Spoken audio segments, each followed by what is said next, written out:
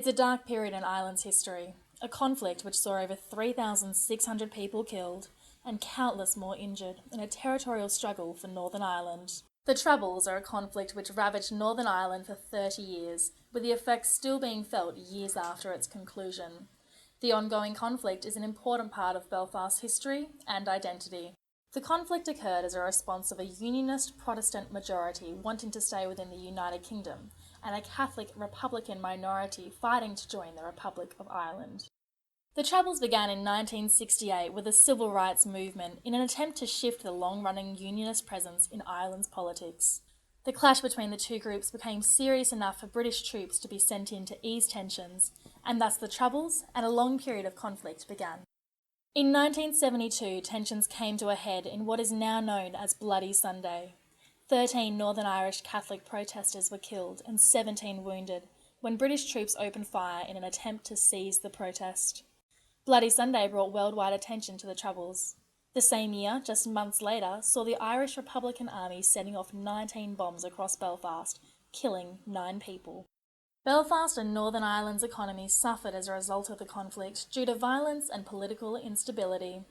The tourism and entertainment industry suffered heavily as Belfast and Northern Ireland became synonymous with violence and instability. Unemployment and economic issues proved to create more tensions in Ireland and fuelled the conflict. Professor of Green Political Economy at Queen's University Belfast, John Barry, discusses the Troubles' involvement in slowing the development of Belfast. We should judge whether or not we're becoming more sustainable by how less violent we are. You've got two competing dynamics. On the one hand, there's a small industry, partly tourist related, to do with the conflict. On the downside, we haven't completely solved our conflict. This can attract negative publicity.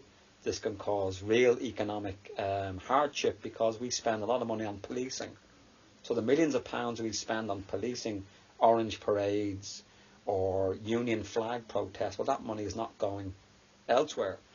Throughout the 70s, 80s and 90s, conflicts and killings continued in Northern Ireland until peace talks and ceasefire began in 1996, sowing the seeds for the conclusion of a dark period in Irish history.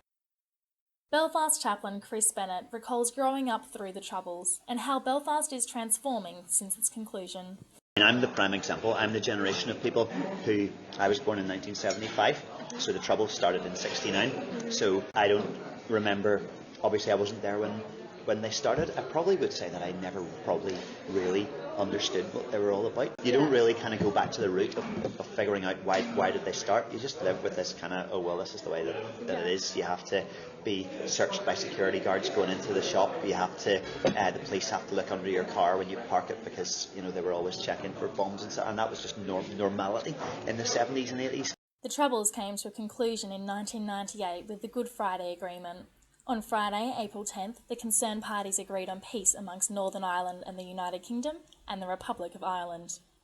The agreement saw the Republic of Ireland dropping their constitutional claim over the 6 counties that form Northern Ireland. A proposal was also brought forward to decommission paramilitary weapons and the early release of paramilitary prisoners.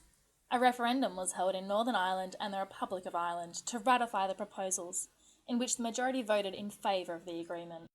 While conflicts have occurred after the Good Friday Agreement, Northern Ireland is continuing to grow economically and socially to become a peaceful place for Irish nationals to be proud of and for tourists to explore the rich culture that Ireland has to offer.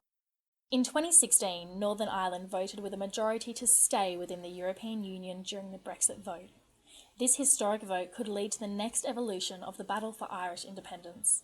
Discussions are brewing over the possibility of Northern Ireland furthering their relationship with the EU by leaving the United Kingdom.